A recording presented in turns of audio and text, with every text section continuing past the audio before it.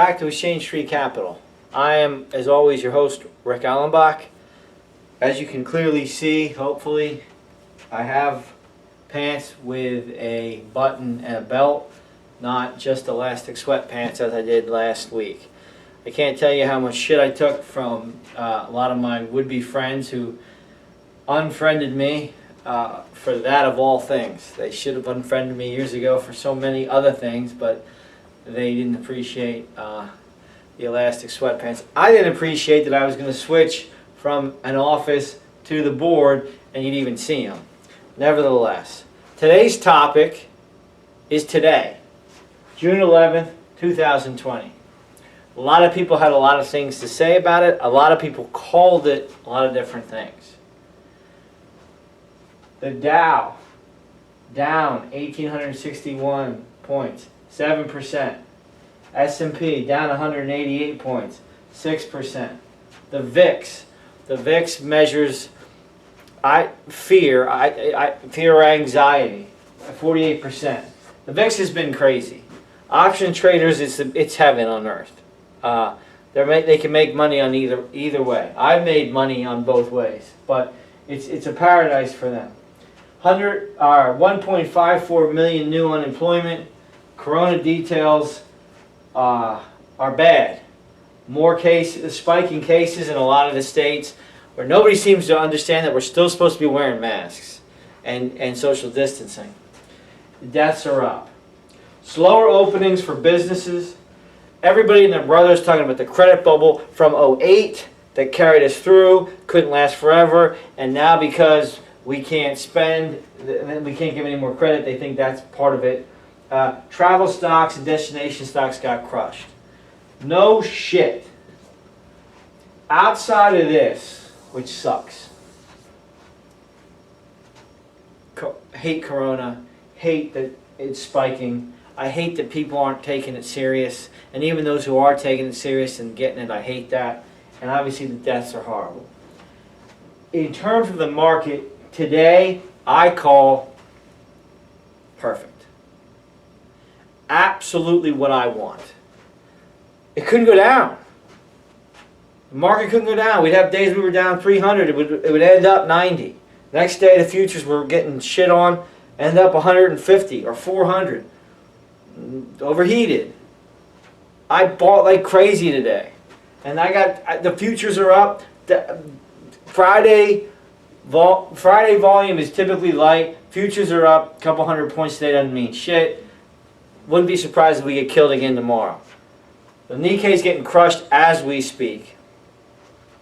All these things are terrible. Well, okay. This was the worst day since March 15th. Well, okay, the March lows, which we know. What have we done since then? We had the 50 best days, 50 best days in stock market history. So we had a correction because of bad news and because the virus didn't go away, because we're having peaceful protests about a jerk-off cop who killed a defenseless guy in Minneapolis. We should be having protests. People should be up in arms at that.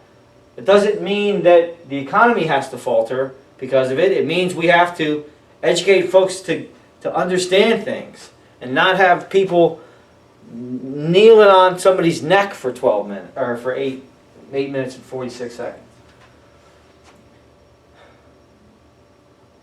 Again, so the S&P, the VIX, obviously, we're all over the place.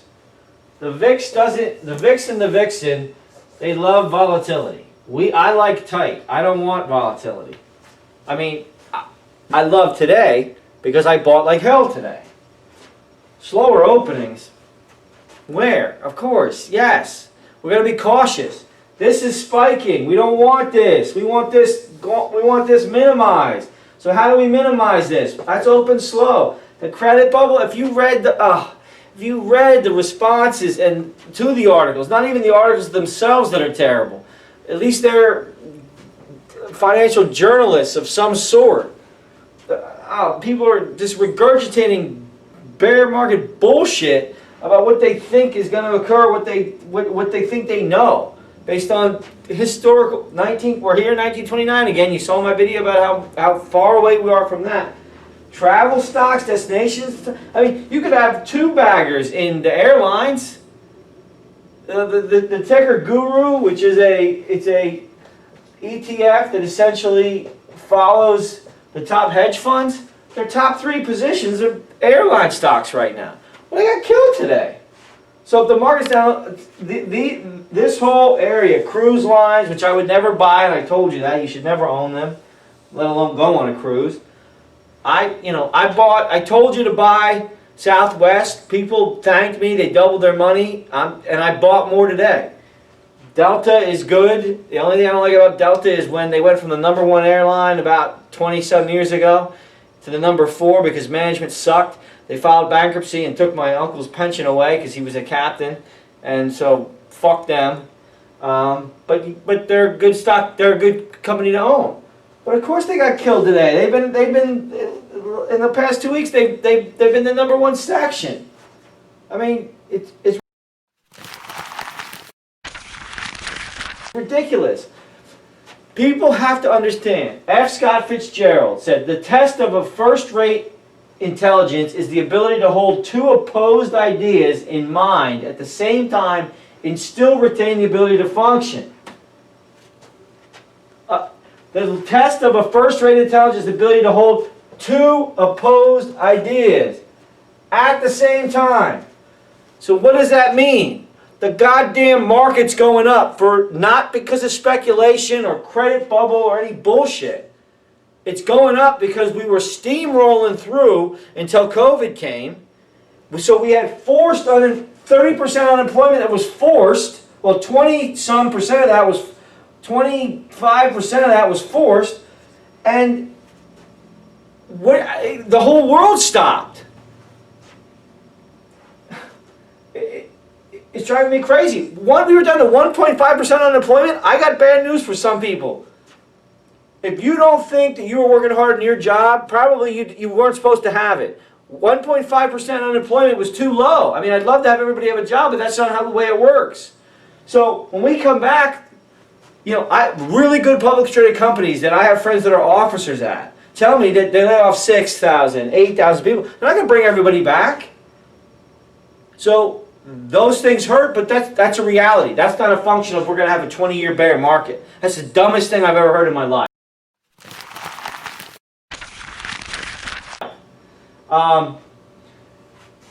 I told you last week that Barron said small and mid-sized businesses are going to dictate what happens. We're a small business. We're rolling right now, again, and we did have a pause.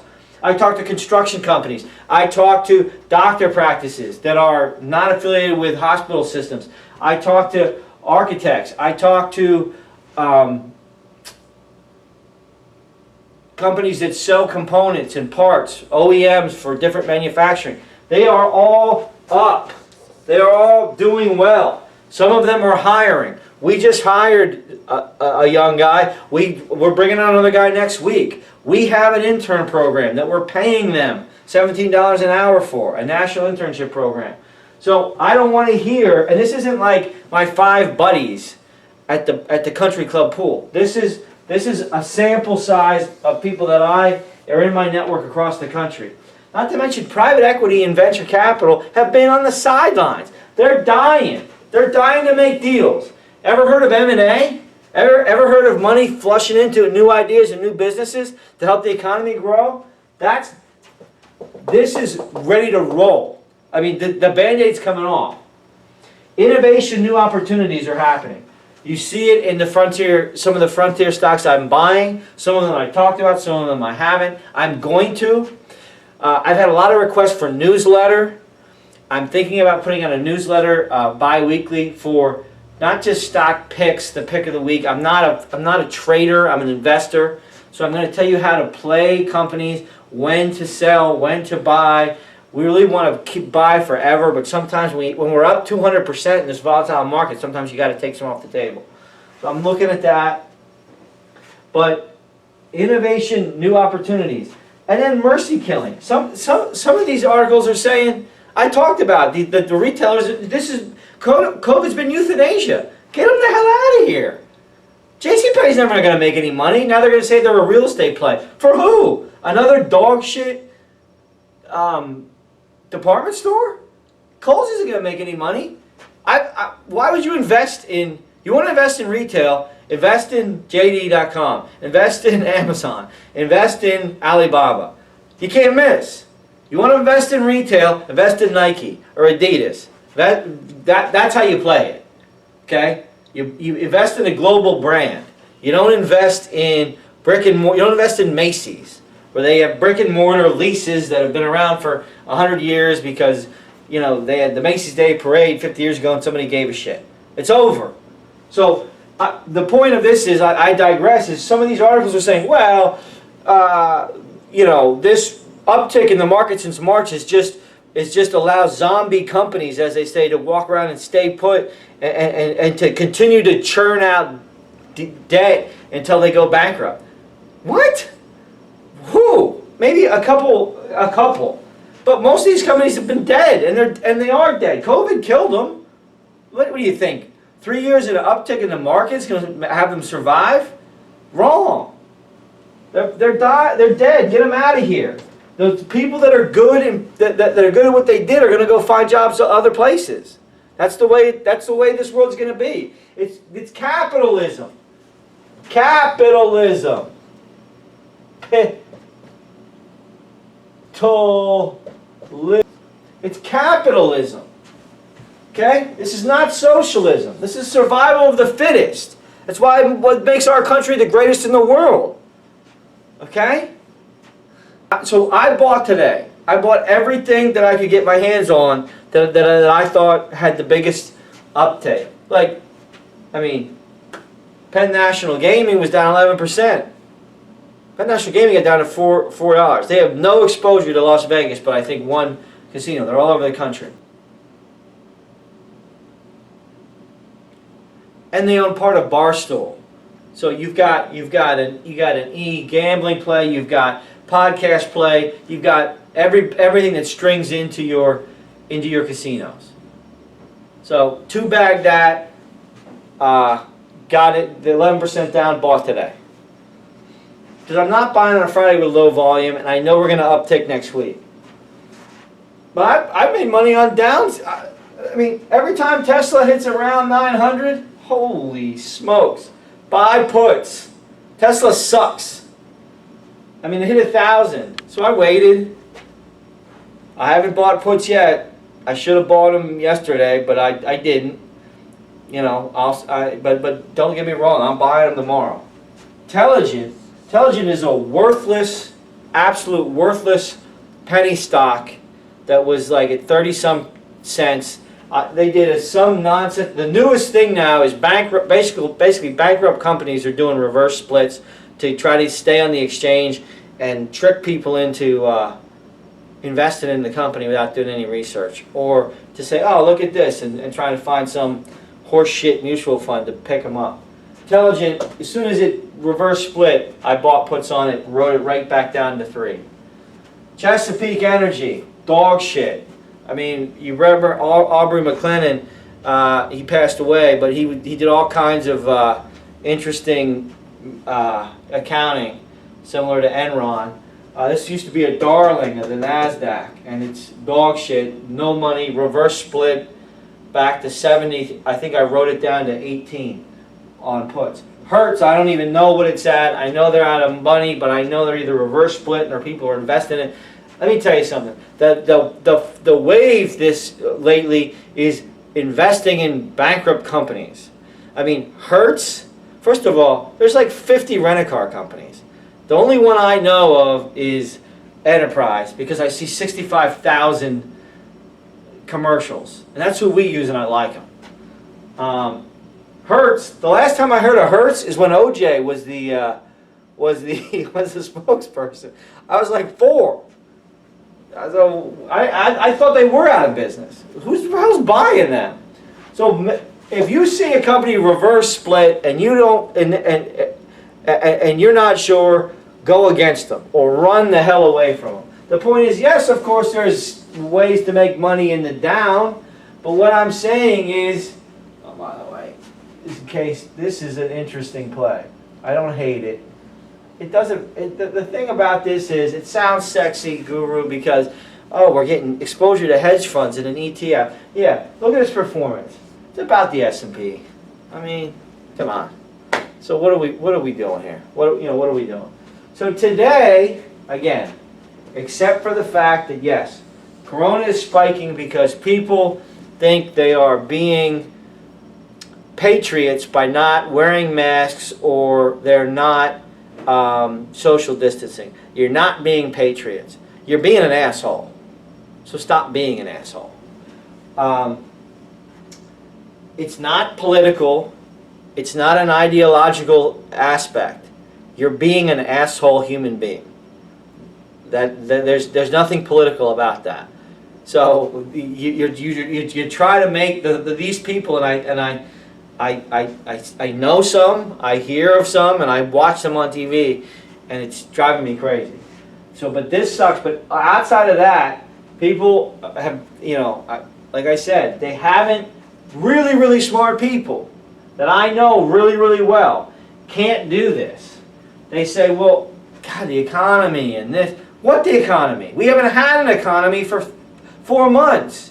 We just stopped it at a ridiculously great rate. And I said at the end of last year, we would crest this year. That we would have that we would be up 30 to 40% this year, and then we would crest in probably to a 2 to 3 year down cycle.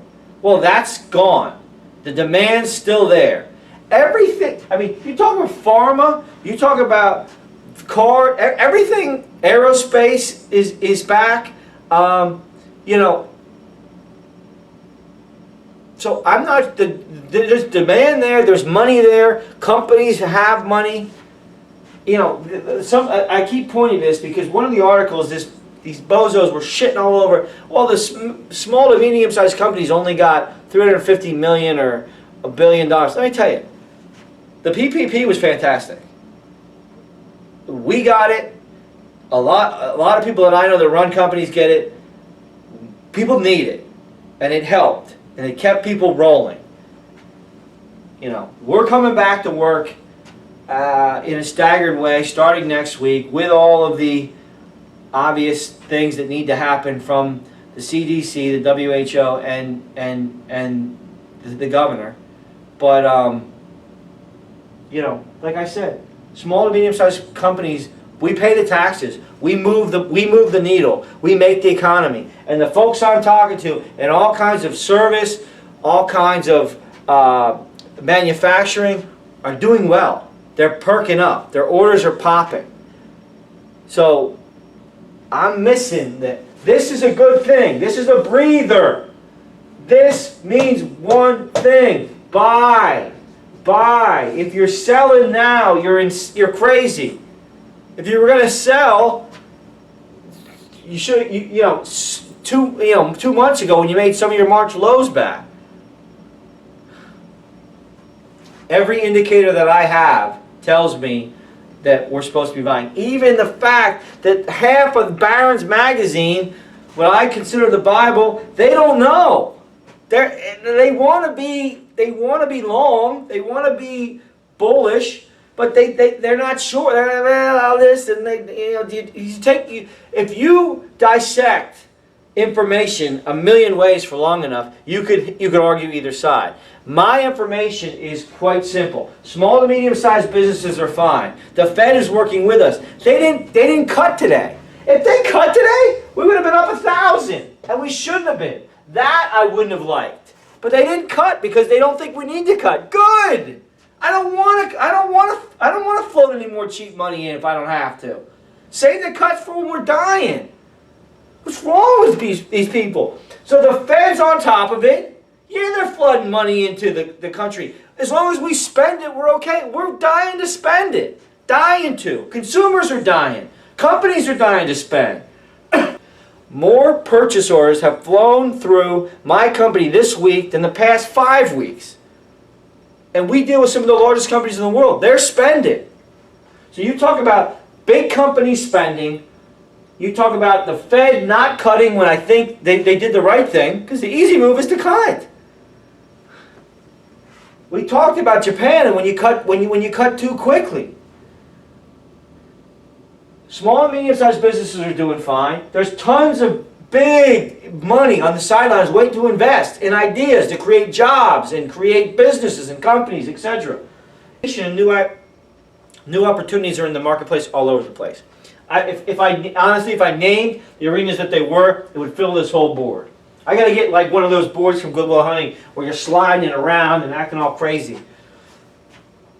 And we're getting rid of the shit. And what was that? Why would you go into a Kohl's? Why?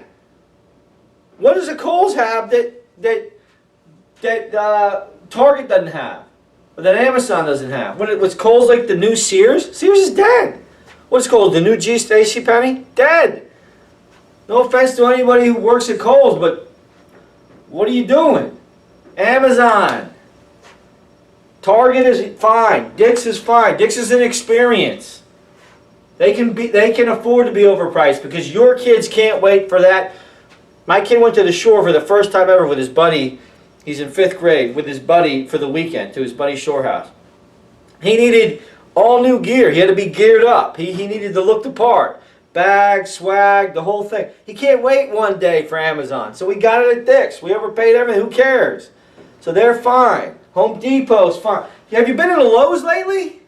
Now, people say, well, that the nurseries are shut down. Okay. Have you been in a Lowe's lately? It's an hour wait. People are spending money. They need to get out. When they're allowed to, the restaurants that are open in the counties around us that have been yellow are packed. Does this look like an economy that's dead? Does this look like 1929 and 30 to you? Like bread lines? I just don't understand. Do people want it to be a bear market? Or is it just that if I say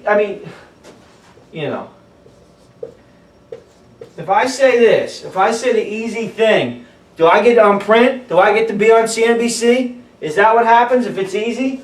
I didn't say it'd be easy. I said it'd be worth it.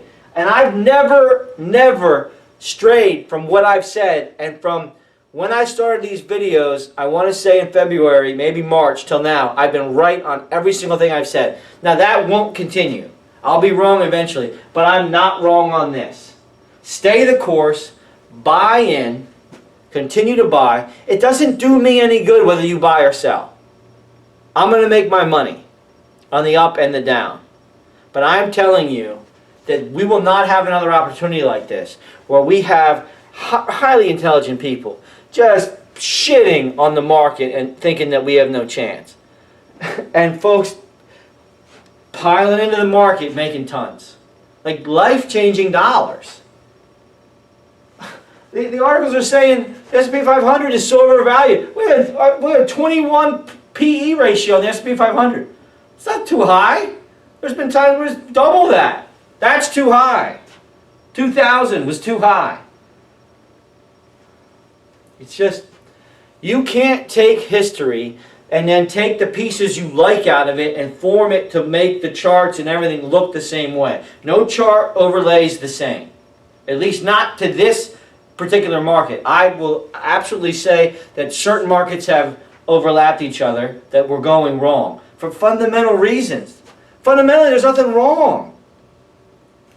Forced unemployment, a global shutdown based on a historic pandemic. I feel like I say these words every week. Those who are listening are thanking me like crazy, and I appreciate that. Those who aren't, that's fine. That's your prerogative. But I bought today. I love today. Not just because I could get stocks on the cheap, but quite frankly, because we took a breather that we needed. It's like running. You run 20 miles, you feel awesome. But you can't run forever. You need to take a break before you can run again. That's all we're doing. And we got bad news. So what? The Fed not cutting was the big deal, and that's not bad news. Unemployment, we know, is going to be shit. When this goes faster, this will be fine. That's all I got today. I changed my whole topic because 17 people talked to me between 4 o'clock at the close at the gun and when I came in here to do my original topic. which had nothing to do with the stock market, actually. But I thought it was my civic duty to talk about this. I'm that passionate about it because people are going to miss out. They're going to panic and they're going to sell. When you feel like you have to sell, when you're scared, buy. When you feel awesome and you know you're going to buy and make money, sell. That's it. If you do those two things, you're great. Thanks. As always, like and subscribe, please. That newsletter will be coming out. We'll have details next week on that and how to get that. Real easy. Comments, good, bad, or indifferent. I love to hear them. I love to discuss things, even if you think I'm wrong. It's fun. Thanks. We'll see you next time.